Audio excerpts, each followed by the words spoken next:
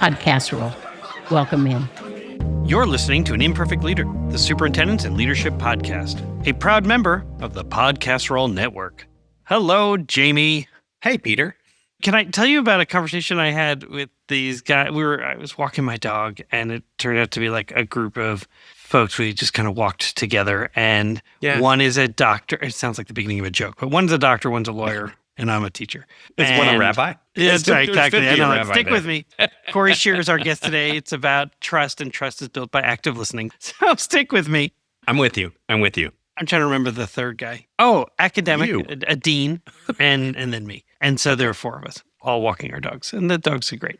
There was a posting about, I guess there's a Facebook page in our neighborhood that somebody posted, your teenager who's driving this pickup truck was going 100 miles an hour. Here's the pickup truck looks like, and here's the license plate. You're going to kill someone, kind of thing. And they asked, what do you think that's appropriate use of the Facebook group to out this kid? And the lawyer was like, well, technically, I mean, they didn't use they just used the license plate, but they didn't use the person's name. And so they were pointing out an infraction. And that is important as a community to remind people how to behave, kind of thing. And the doctor was equally sort of like strident about, this is totally fair. I mean, it was like making a diagnosis. Well, you don't hide the diagnosis from someone. You're honest about it, and you say that things have to do. This is what needs to be done.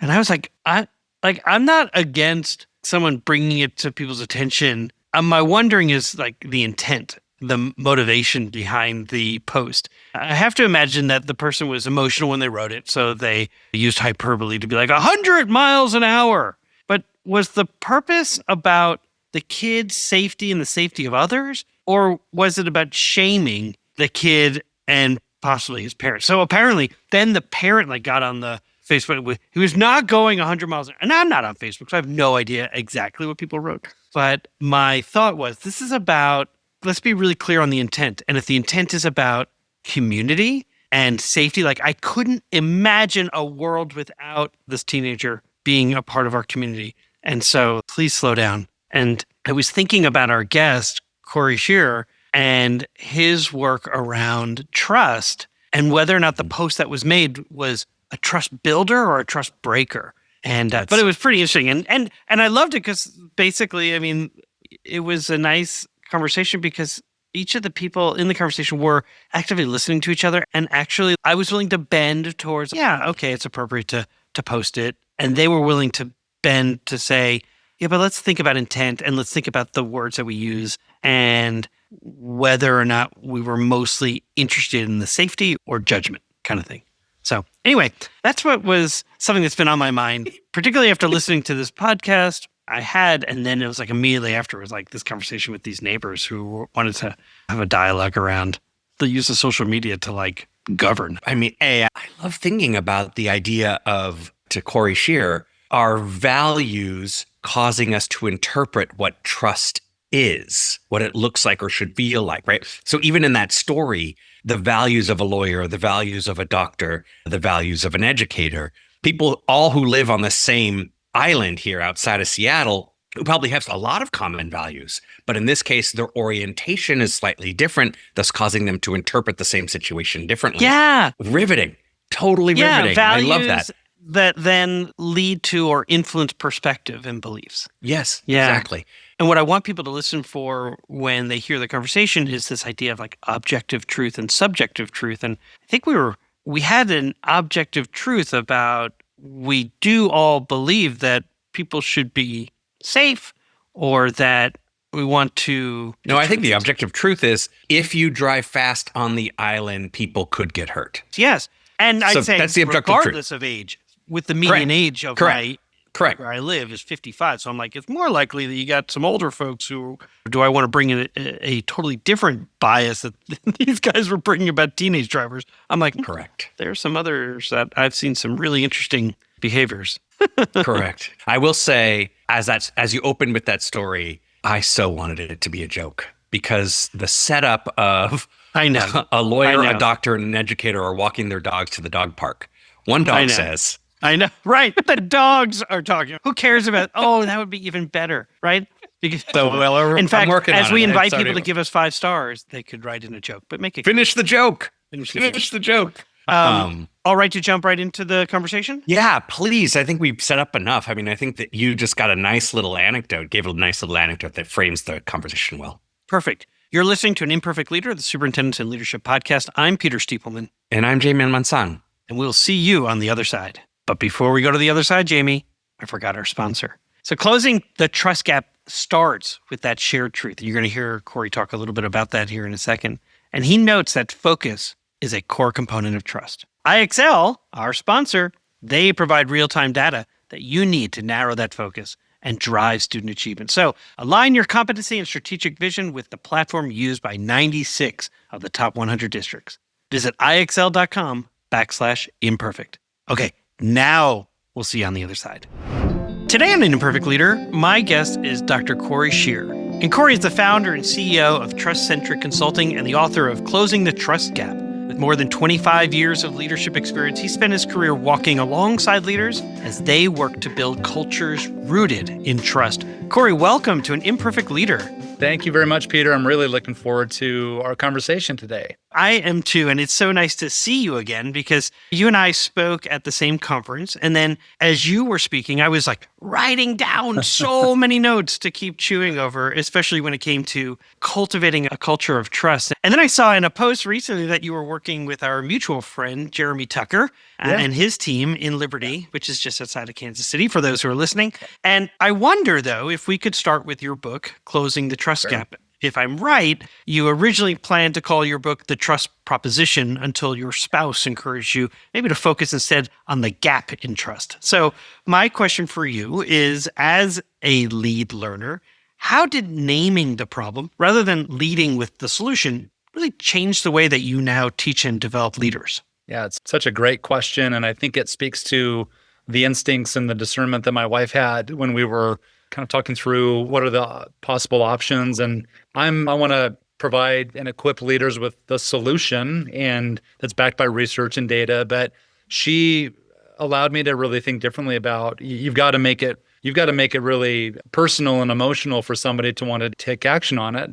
Then they'll take ownership of that, which is so true. And there's a little bit of a risk of being too kind of gloom and doom with a book title, but this was just more of an honest assessment that's rooted in research. And so it's not over emotional or gloom and doom. It's just very real. And what really drove, I think, my wife, Jamie, to encouraging me with the title was there's one statistic that stands out from our national research.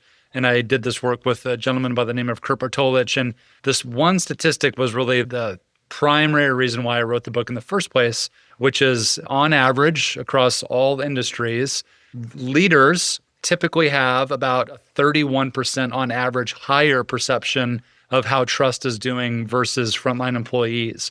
And there's this kind of bias, this culture bias, that the higher up in an organization you go from a hierarchical or organizational chart standpoint, there's a higher likelihood that there's going to be a more inflated perception or view, because partly perhaps they don't have a pulse on it, perhaps they just want it to be better than it actually is, even when they know that it's not as good.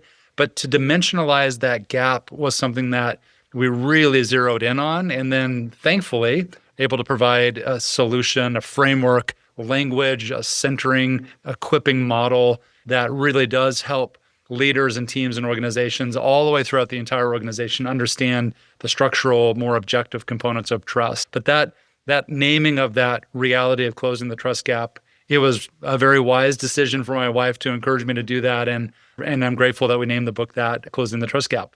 But it makes me think of two things in particular. And I think I thought about this when, you present so well, and it's in such a way that is engaging. And even just now, as you were talking about, like, there's one statistic, and I'm like leaning forward to remind me, what is it? And I think really, truly that a couple of things come to mind. One is, one of the reasons why we say that your community, first of all, we know that communities trust their teachers. And so when 90% of the community says that they get their information from friends and neighbors, they're not as interested to know what the superintendent thinks, because their trust in that level of leadership, we're just above Congress. Maybe we're well above Congress at this point, but they trust their teachers incredibly. And I think a part of that is how we see ourselves is way different than how others see us. And I think it's important when we're seeking feedback, or that the reason why we need to seek feedback is because often as leaders and when we're leading teams, we have to pause and ask others, how do they see us? Because we don't always see ourselves or they don't see us the same way that we see ourselves. And so it made me think of sort of the values that we bring to the work. And I'd like to ask a values question, because I talk about values quite a bit. They're really important to me. I've been part of an organization that didn't live its values, and then everyone struggled. And then you argue that trust comes first. I've heard you tell a story where the term worth and trust come into play, and this was you insisting that you were wearing a yellow shirt, if I remember correctly, trying to convince someone that this was true. Like you weren't wearing a yellow shirt, but you were convincing it. I wonder, can you tell us a little bit about that relationship or that order when it comes to values and trust? Absolutely. So one kind of just slight, but it's an important modification. Yeah, please. It's value, not necessarily values. Thank you. Value meaning how we value something, not necessarily an expression of our own values. Because trust really is fueled by our values, but how we trust something can be different than how we value something. Does that make sense? I appreciate the distinction. And no, it totally makes sense. And it helps me because I actually had this sort of cognitive dissonance around values and trying to separate it from trust, because I feel like they speak to that. So they do. So it's kind of a tricky double entendre. I mean, that's which I think is symbolic. It's representative of some of the challenges and nuance of talking about these types of things. So let me give you just the sequence so when it comes to specifically as a consumer or as an end user, one of the things that we seek to be associated with products, experience, solutions, whatever the case, educational experiences, where we are ultimately loyal because not only because we value it, because it's worth it to us, but even more importantly, and even further upstream than how we value something, is whether or not we trust it. Meaning, if my trust goes down in something, it will automatically devalue and it will make it less worth it for me. And sometimes we won't even engage in the value of something because we don't trust it. And that is the genesis of our overall experience. It is rooted in trust. What a lot of organizations do, though, is as opposed to kind of going all the way upstream and working on what I call their trust proposition or their truth and the belief of their organization, which is absolutely fueled by their values and their mission and their vision and all of their systems and all of those things.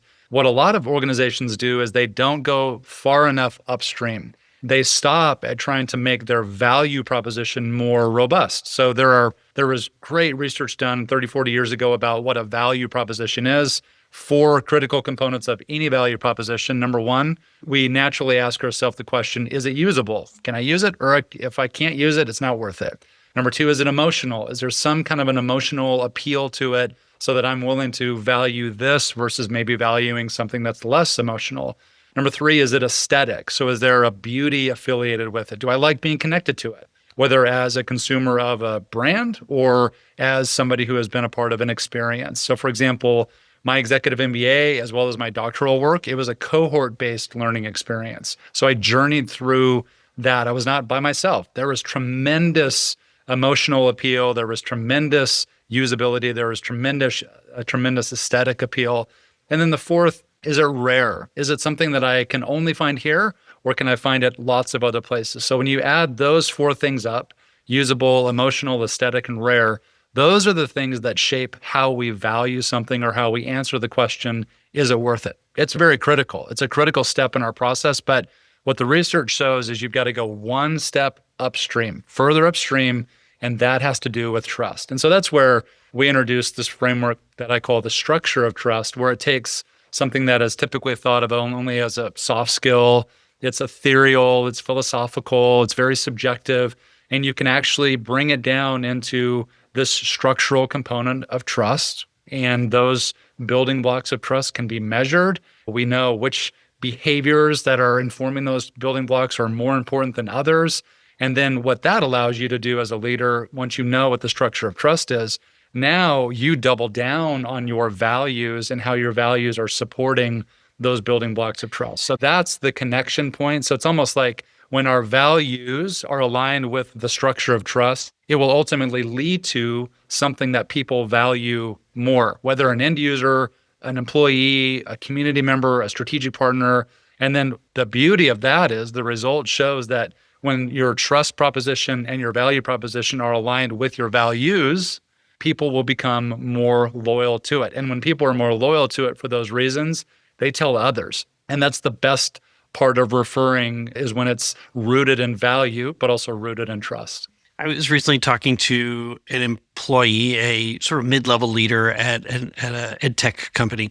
And they said there are certain companies you go to and it's almost like a religious fervor in terms of their commitment to the brand, the mission. And they were lamenting that they weren't working for one that feels similarly. And I'm curious if I were to walk back with that individual around this idea of the value proposition, because I'd say usual, yes, to some extent, rare, maybe to some extent. And is it a hierarchy? I mean, or is it just that you have to meet all four? Okay. It's all four that are kind of, yep. Yeah. And I would say that what is missing for that individual, I'm not saying the whole company, I'm not indicting the whole company, but for that individual is that emotional connection and that level of feeling present and seen.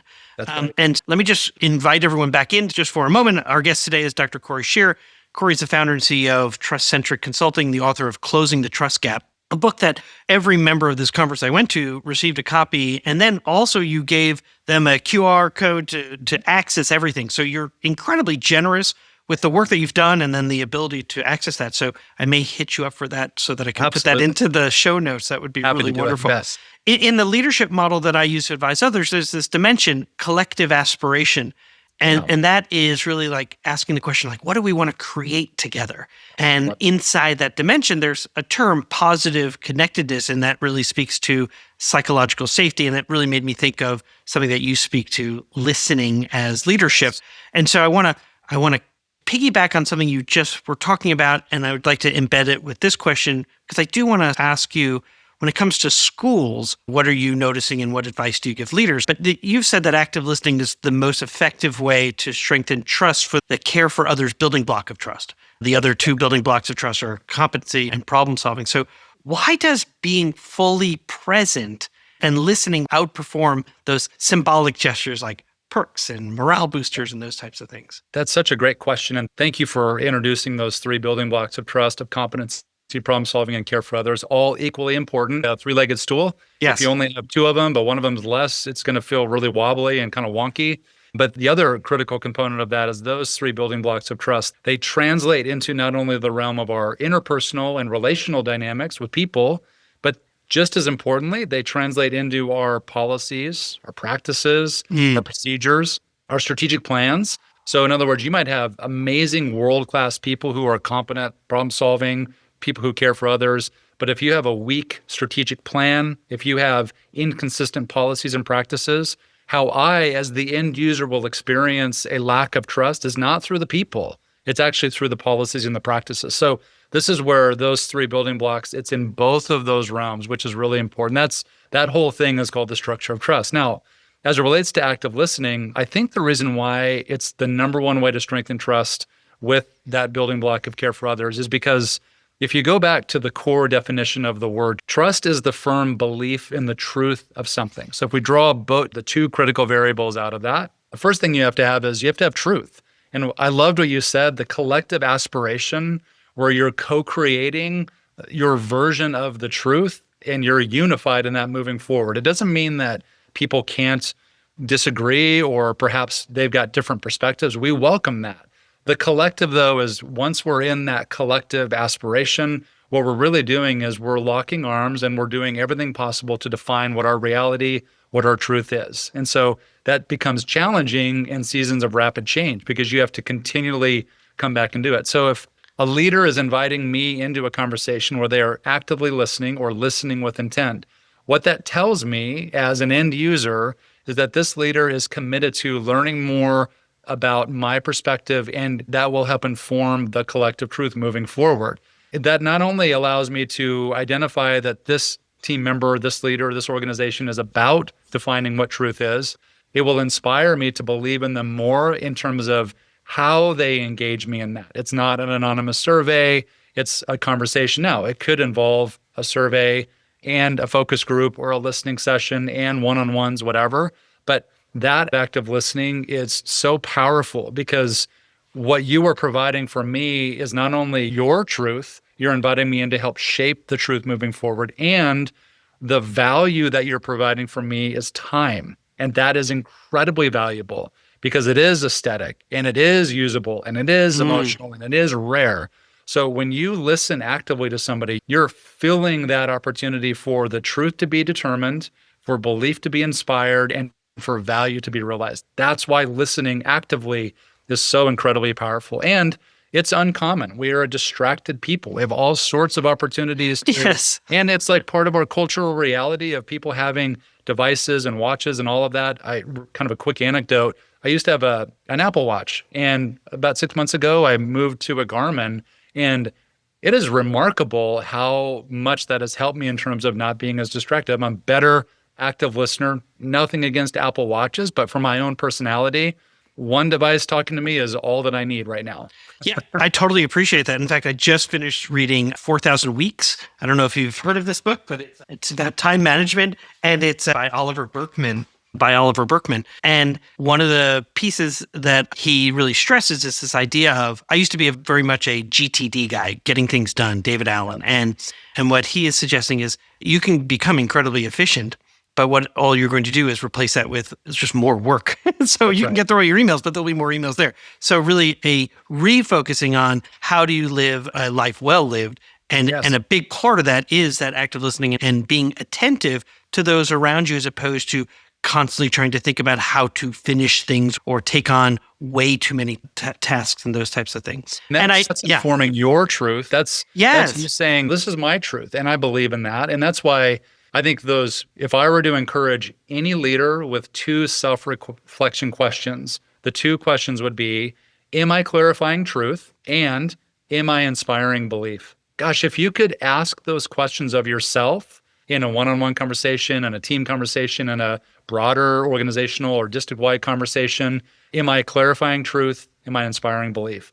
If you are doing that over and over, what you're doing is you're ensuring that you are doing what you said. You are pursuing a collective, an aspirational truth. Yes. And it's worthy of our attention and our effort as leaders, I believe. For me, I'm trying to establish another component of this dimension is shared images of success. And so a collective truth is this shared image of what is our truth. And so that we're not approaching it from a very different understanding and then creating conflict. And I read this in advance of our conversation as well, because I'm trying to think about, as I enter back into a day-to-day leadership role in a school, how can I build trust? And one part of that is those schools and school districts that feel so overwhelmed because they took on so many projects or initiatives as part of their strategic plan. How can I get back to narrowing it down to 3? And how can I be just almost ruthless in my mind about if something else is coming in, what is going out, as a way to maintain and build trust? Because I think there's this waning trust out there because there's so many demands on schools and school leaders, and they're not totally sure how to accomplish it. So they just take on more, and they're not necessarily the ones doing it. It's those who are actually like day to day with children who are then, this is put on their shoulders. And I'm curious because you said this 31% trust gap between the leaders and those. And I know you have this blueprint for trust. And I wonder if you could just briefly talk about that in terms of supporting teams to close that trust gap. Yeah, thank you. That's a great question. And by the way, congratulations on moving back. Yeah, thanks. I think that's super exciting. And I'm I love really the fact that excited. You're already thinking about, okay, how do we create a collective truth that's focused? One of my anecdotes is I believe that focus is one of the core fruits of trust. You show me an organization that is focused on the right things, I guarantee you there are dynamics of trust that are just naturally occurring. An unfocused, scattered team organization, there's typically something going on. Either the trust is issue with the people, or trust is an issue with your policies or your practices or your plan. I think one of the most significant opportunities I've seen working with lots of organizations now, not only in terms of the culture, the people side of the work that they do, But just as important is I'm seeing more and more organizations leaning into how important and critical just the strategic planning process is. A strategic plan is such an amazing opportunity to signal and to also build trust with your key stakeholders, with your staff, with your students, your parents. And I'm watching now, I'm seeing school districts that are taking apart in a very deliberate approach to their strategic planning process, to where instead of their strategic plan being a point in time, front-loaded exercise that tends to get moved out of the way as the collective truth changes over time, how we approach it is very different. We actually build in regular audits, regular opportunities to revise and make it more of a living document as opposed to a static point in time document. And when you do that, and when you enforce it, and when you infuse it with a competent approach, with a problem-solving approach, and with an approach that demonstrates care for others, what you're literally practicing the structure of trust with this critical document and this, what I call a centering document, that is our strategic plan. But that has been really refreshing to watch leaders embrace the strategic planning process, think about it differently, making it more of a living document. And then our process is just, how do we help guide those leaders and teams and districts through the process of developing a strategic plan that is not only visionary, also strategic, but very much informed by the tactical reality. And so much of that is zeroing it down, focusing it, creating those critical key priorities, and letting those priorities drive 95% of the energy moving forward. It keeps everyone disciplined on the same page. And when you can do it in a co-created way, it's very powerful. Yeah. What I also hear you saying, though, is it is not so strict that it doesn't allow for those mid-course corrections. They have to exist. As you noted, sometimes our truth does shift based on external forces and based on internal needs. And so, and being willing to make those changes as appropriate. And if we are only static with a plan, if we are assumptive that we can all look into the crystal ball and predict the future for the next 5 years, I actually think that it's reckless. And it's think about any of your clients in 2020 who created their strategic plans. We have to make it an iterative living document. Absolutely. It's a 5-year plan in 2025. Did anything happen from 2020 to 2022? Anything? Just a couple of things. Yeah. Just a few things.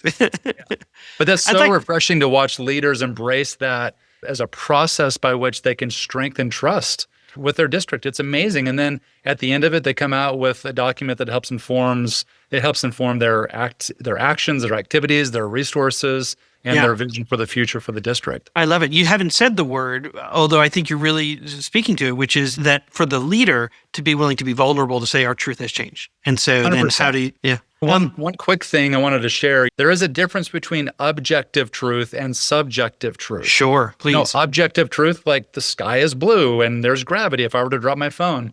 Subjective truth is much more nuanced. Typically, it's when there's a difference in subjective truth or a lack of clarity in subjective truth that is a ripe opportunity for issues of trust to begin to enter into the conversation. And rightly, there's an author that I read, his name is Richard Rohr, and he has this incredible way of thinking about subjective truth where he says, if you are in the midst of a subjective truth crisis where you are moving the opposite way, you know that you are doing good work if you are collectively, if you are being willing to come together and then start to reconcile those discrepancies. So if it's a Venn diagram, it doesn't mean that you're going to have an overlap of your subjective truth with my subjective truth. What it does mean, though, is where we're not overlapping, we believe in the future of our our children, or whatever it is about, like we care about children, but we're approaching it from potentially radically different approaches that seem to be at odds with each other. And so then how do we reconcile? Yeah. That's right. How do we reconcile those discrepancies? Just the act of being willing to reconcile the discrepancies is inherently trust building. It still doesn't mean that I may agree with you on everything. That's sure. Right. We actually want that kind of creative dialogue because that allows us to get better and make sure that we're holding ourselves accountable to our own bias, which is easy to be introduced into a big process or a big decision. But that is helpful, that there is some objective truth, there is some subjective truth. It's important that we reconcile the discrepancies when it's so important. Thank you. I'd like to ask you a question that I ask every guest who comes on our podcast. Sure. How does the term an imperfect leader resonate with you? Oh, I mean, every time I look in the mirror, I see an imperfect mirror or imperfect. A perfect Right, mirror, I'm perfect. an imperfect leader. Right. Yeah. I have no idea if mirrors are imperfect or not. I just see the reflection and I go, Right. you know Let's what? get back to objective and subjective truth. That's right. I am absolutely an imperfect leader, and where I find comfort and solace and maybe confidence is when I can align my accountability to my imperfection and connect it back to things that are true, that are sound, that's why I think frameworks and learning models and things that have been proven, when we can connect to those types of things, it really allows us to align ourselves with something that is not just up to me as an imperfect individual, but it allows me to kind of couple myself with things that are more true and that are more perfect. And so as an imperfect leader, one of the best things that I can do is, number one, acknowledge that I am imperfect. Number two, acknowledge that we are all a work in progress. Number three, how do I connect myself with frameworks and models that work well? And then be disciplined. So the kind of the 3Ds of being determined and being deliberate and being disciplined. How do I ensure that I'm doing those things, and not to make myself a perfect leader, but to accommodate for the fact that I'm a work in progress. And that's okay, because we are all in that space. And we'll be right back. Hey, district leaders, I know you already know this. In schools worldwide, cell phones are posing real challenges on student engagement and mental well-being, and I want you to meet Yonder, a proud sponsor of an Imperfect Leader. And let me share this story from a visit I made to some schools in Silicon Valley. I asked some kids what they liked about Yonder, and after some funny looks, they shared that actually, with Yonder, teachers don't have to battle with them over phones anymore. In fact, one kid said to me he didn't have to worry anymore about his parents texting him in class, and the kid next to him sort of shoved him and goes, "Texting? My mom used to FaceTime me in class." I want to introduce you to a support system that increases teaching and learning. I want you to discover why 1 million students choose Yonder daily. Minimize distractions, maximize learning potential. To learn more, go to overyonder.com. YONDR.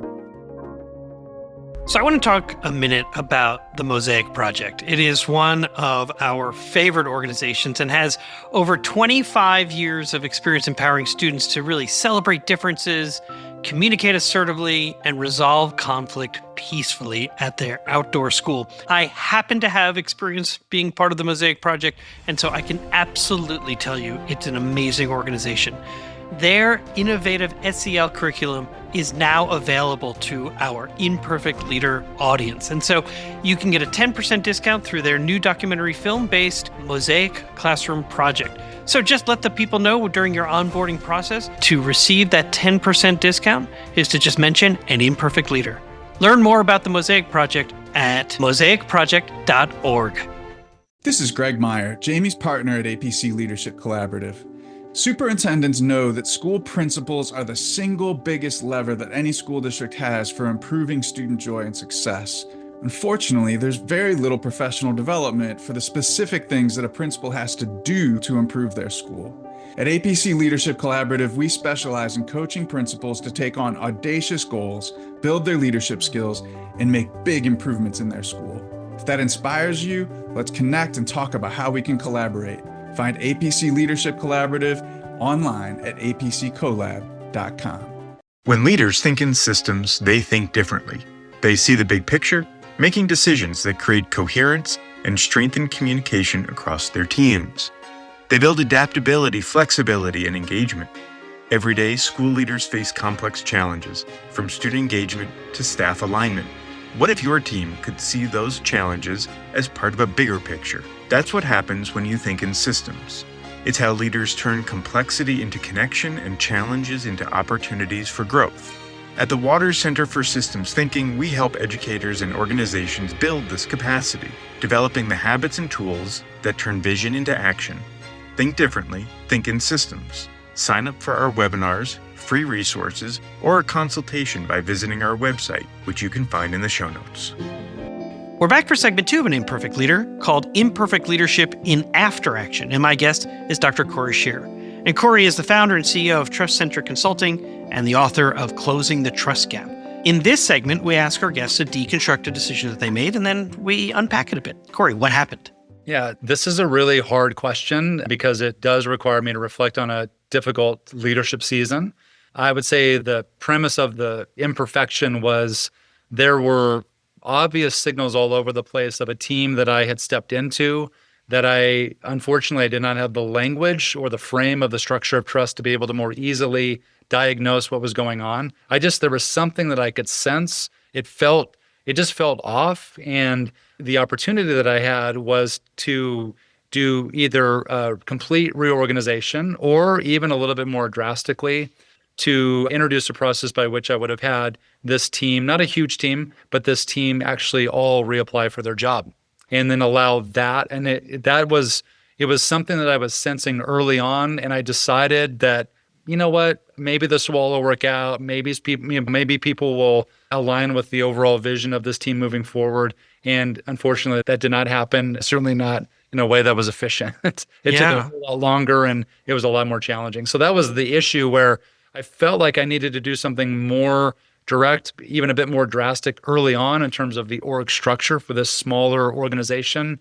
And I did not act on that. And part of it was because I didn't have a framework to really consider to justify that decision. Oh, that's interesting. So understanding, so if I can just reframe as I understood it, we're talking about an HR decision. And that I think is something that most leaders, as they listen each week, those are things that just absolutely across the board is something that we are constantly trying to figure out. Many of us, we were teachers and we become principals, and then all of a sudden now we're hiring managers. And then we become superintendents, and then we're responsible for an entire district. And not many of us have gone to HR or MBA kind of programs where we think about the human resource component. Right. And so we're learning along the way, or we act the way we have been taught. And so not having frameworks is fairly common. I love the fact that you're here today and you have frameworks to help them kind of think about as they're entering new spaces, or if they're inheriting a space, or they just over time want to rethink about trust. So if I'm understanding correctly, you entered into you joined a team, you were leading this team, and pretty quickly you recognized that there were issues, and you had two pathways that you were considering, either reconstituting the entire team or having individuals re-interview, I ostensibly to put them in the right spot on the team so that they may be responsible for the right things. But either way, it wasn't an ideal situation. And so I'm curious, A, did I capture it kind of? And then B, as you're looking back, what got overlooked? That's you're exactly right in your recap. I think what got overlooked, honestly, because of the reality that I am very much an imperfect leader. And at the time I was not only an imperfect leader, but I was a uninformed leader. And so what got overlooked was the fact that the consequences of not doing the right thing in the right way at the right time was going to have significant downstream effects. And that's exactly what happened. And so what I overlooked was the weight, the heaviness of that moment with that team. And I assumed that it would kind of work itself out. And unfortunately, it felt like it probably compounded more than resolved. And so I overlooked the weightiness and the consequential nature of that lack of decision-making on my part. One of the things that when I get to work with leaders, we talk about the unintended consequences of the short term, the long term, or the unintended consequences of any decision. And often, sometimes that's a result of making an impulsive decision, not thinking about that. You use the term downstream, which really makes me think about the time where I knew that there needed to be a change in a position in an elementary school, and not making that decision had consequences for children that I today regret, because the downstream effect that I was trying to avoid was everybody loves this person. They scrapbook together, they get together, they watch the Super Bowl together. No one knew the poor quality of teaching and instruction that was going on there. I was so concerned about the downstream impact of the relationships and then the rallying of parents and all those kinds of things that I could see happening. And today, I think it impacted trust within the building because I didn't take a stand for kids in that first year. I subsequently made a decision the subsequent year that was right for kids. However, there was a lot that occurred. And so I think I had probably good intention. I was trying to live out my values. Right.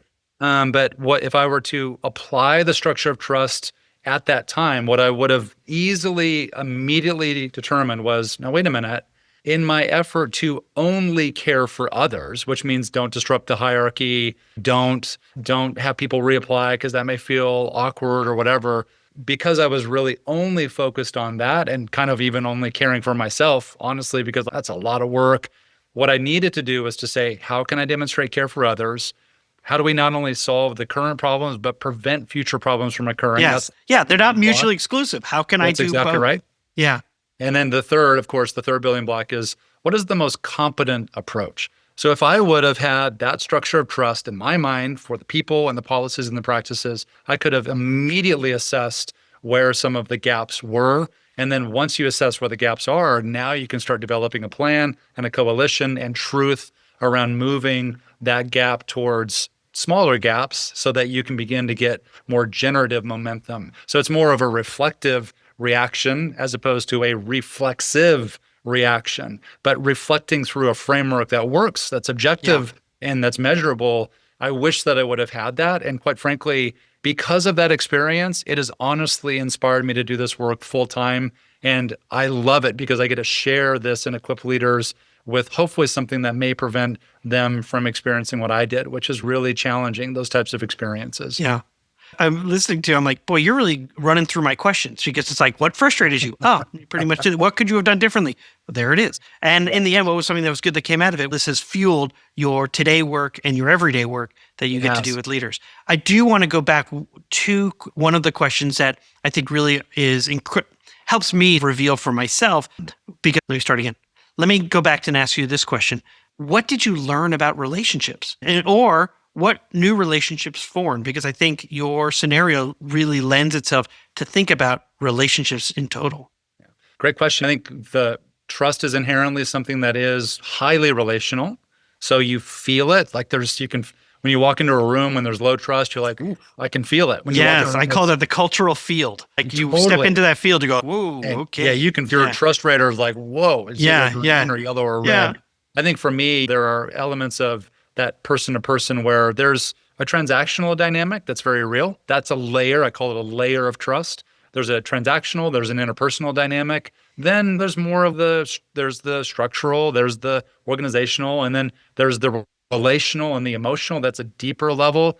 So acknowledging that as we interact with people, we're moving in and out of various layers of trust, from transactional to interpersonal to structural to organizational to relational to emotional. Like we're moving in and out of that. And so the wisdom of a leader, the opportunity there is to think, that's interesting.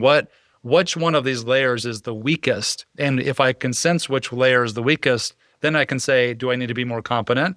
Is there a problem that we've got to solve? How do we demonstrate better care?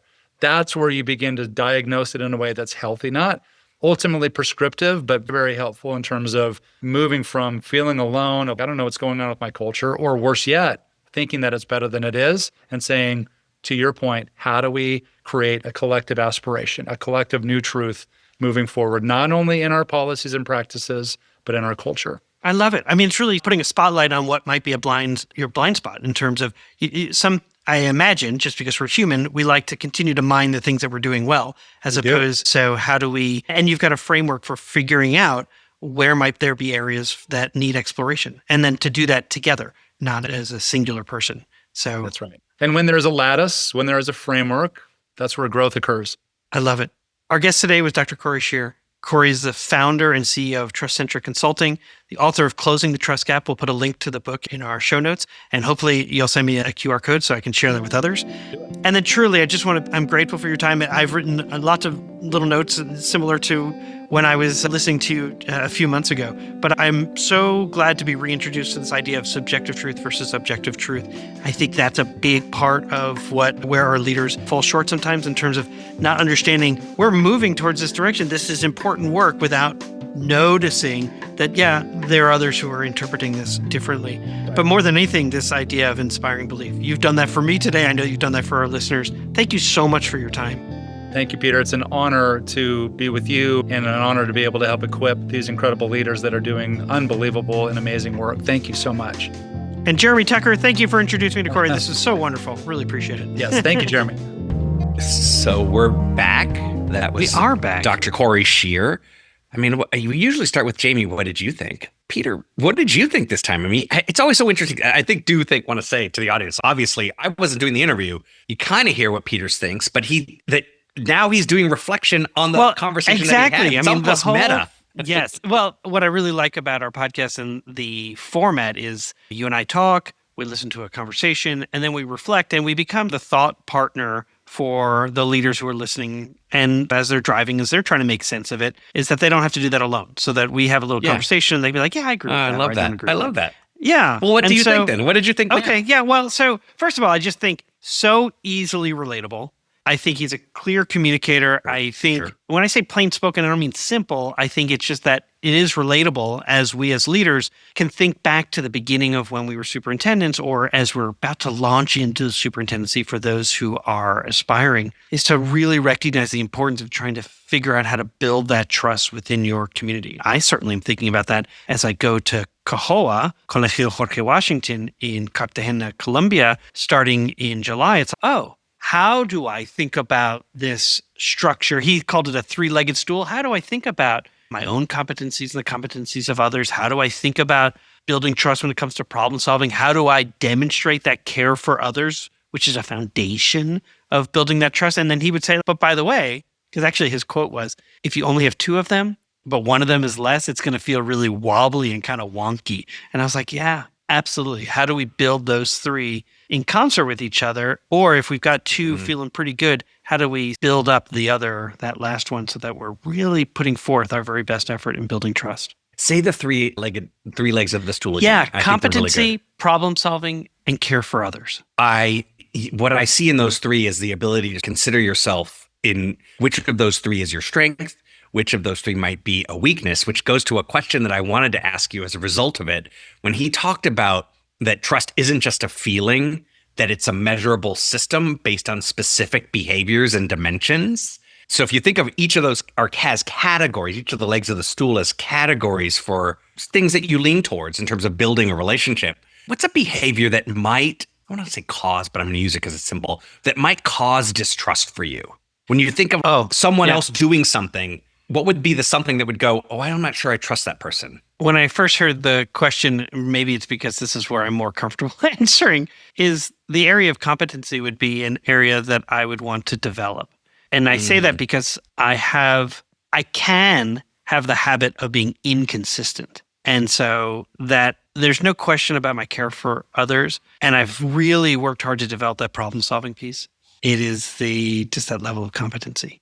So in his book, for which we will provide in the show notes, I think I mentioned in the conversation, but we'll provide in the show notes an opportunity for you to get his book or his materials. He sent me a QR code, so that's great. And on page 67, he talked about the definition for competency, and it said the knowledge, the skills, the abilities, the behaviors that contribute to individual and organizational performance. And the reason why I say competency is because one of the things that every leader, every educator has to be aware of, not just past trends and current trends, but like where your district or where instruction is going. And that requires a lot of staying on top of things and being, and so I think that's the area for which I would say I want to continue to develop. I think care for others is one that it can just be a function of just how you already behave, and you want to continue to I don't know what it is, pay attention to, but I think you can have it and it can remain strong.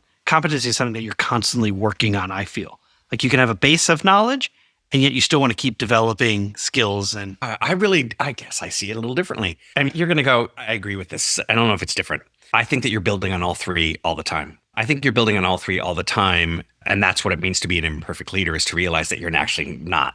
You're just a person, and you are good in moments in probably one more than another. But you're also not great in that moment, in that one at times as well.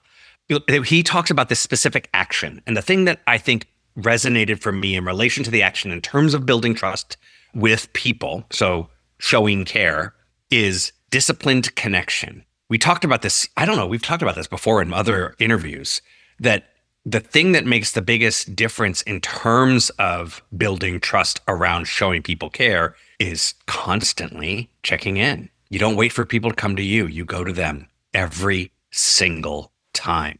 Some come to you And that makes it easier. But to be honest, you want to build those trusting relationships. You're going out into the community, you're meeting people, you're talking to your principals, you're talking to the teachers, you're talking to the parents, you're talking to the kids. Yes. Over and over. I will agree with you. I will say that Cory has said that it's an interdependence of them. So Yes. it really is not one in isolation, but Thus the likely stool, that right. yeah. And then he talked about both technical and non-technical competencies. And so that's just a couple of pages later. I'm sure he would say, okay, keep going, keep reading a little bit more. There's a little bit more in there about competency. And I think my brain went to those technical pieces, making sure that you want, I guess, that you want to feel competent. Anyway, I what want to else? answer the question. I just want to answer the question that I asked about for myself about a behavior that may cause distrust. I think that understanding your triggers for building trust or eroding trust is important so that you aren't writing people off before you've even developed enough of a relationship. And my brain will say, oh, there it is, that person. Yep, don't need that. Moving on, moving to the next person. I just don't have time for for negative behaviors like that. And I'm like, they're not necessarily negative in that person is just different from you. I love And that you so- say that. I mean, I recently got an email from someone I was corresponding with, and the email was so different than what I expected to get that my initial response was like, you know what, I think I'm good. And then I'm glad I didn't respond, because about 30 minutes later, after walking for a little bit, breathing a little bit, thinking back about my own behaviors and my own thoughts, I thought to myself, actually, that person's right. And let me rethink the way I thought this relationship was going to progress. And I'm so happy. So I'm all in with what you're saying. It's so important. What a great leadership lesson. I so relate to the idea. And I think it's why I think it's one of the hardest leadership lessons is building a positive affective field, cultural affective field, positive cultural affective field that is trust-filled with people that are different from you. It's very difficult. And my own being aware of my own triggers, which is never fast enough. It almost always feels like I'm too slow to see them, allows me to create space for people to show up the way they do. And I love give that. them some grace, let them, Yeah, and then showing ask up questions. the way that they do, as opposed to showing up the way that I wish they would. Yes, exactly. My word. Exactly. Well, one way to do that is through active listening. And so I'm wondering if we could shift the conversation a little bit, because I thought that there were some really powerful pieces around active listening and how powerful it is. Well, he does say this that I think really resonated for me that as a coach. I've said this, I don't know if I've said this before in the podcast. One of the ways in which we teach coaching skills or taking a coaching stance for leaders is we break down two key skills in coaching: listening and asking questions. And we break those skills down, even though honestly they're intermeshed. You can't really do one without the other. And so but I break it down because I want to emphasize the power of listening and that it is a skill. And he says here that, and this is the way in which we think of listening: the act of being heard builds belief, strengthens connection, and signals that people are not just participants, they are contributors to the collective truth. The act of being heard. Note that it didn't say the act of connecting, the act of relating, the act of building relationship. It doesn't say any of that. It says, shut up. The act of being heard. Listen to others for the sake of them. That's why. Yeah. I couldn't say it better. I mean, he talks about the most effective leadership behavior for strengthening the care for others is that piece, is that active listening, it's that component of building that trust. And you're inviting me in to help shape the truth moving forward. Like when you actually do it, you're saying to the person, and this was his quote, you're inviting me to actually help shape the truth instead of, Right. The one thing, he actually did this early with you when we described the difference between value and values. I thought that was really riveting. Oh, I want to do it here in that when I think of listening, I actually take away the word active because I think it's misleading to understand the kind of listening I'm talking about. The active part of active listening in this frame is you being present for someone else. That's it. That's the active part.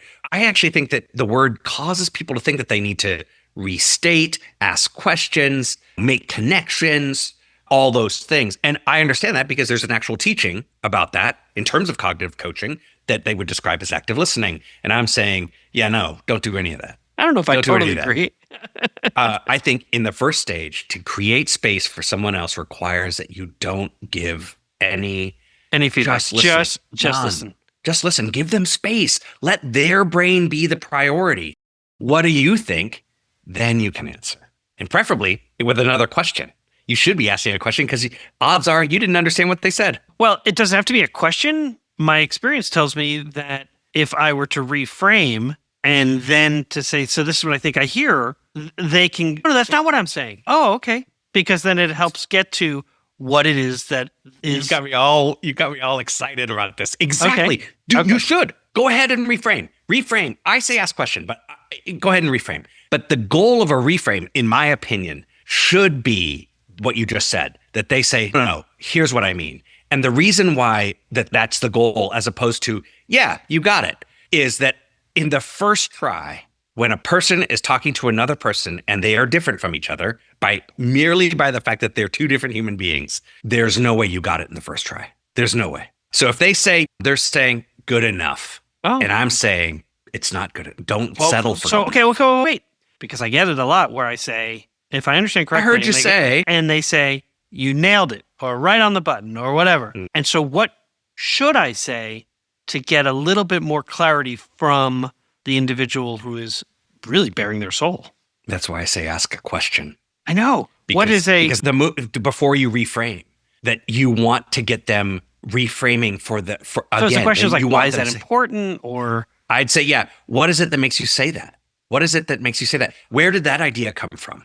Because then they're going to clarify their idea or story even further. They're going to metacognate on their original idea. And that's going to give you more information to their values, what they think and how they think and where they got it. And then you can do the reframe. And then if you get you nailed it, you're closer. You're way closer. okay.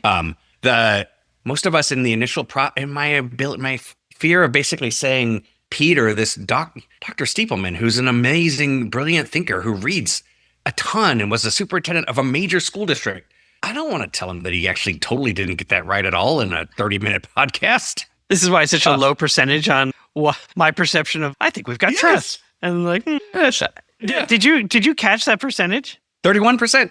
31% gap between what the leader thinks the level of trust is and the staff thinks the level of trust. Wild. And as someone who just finished a whole qualitative assessment in a school district, listening to staff, admin, and students, yeah, that gap sounds about right.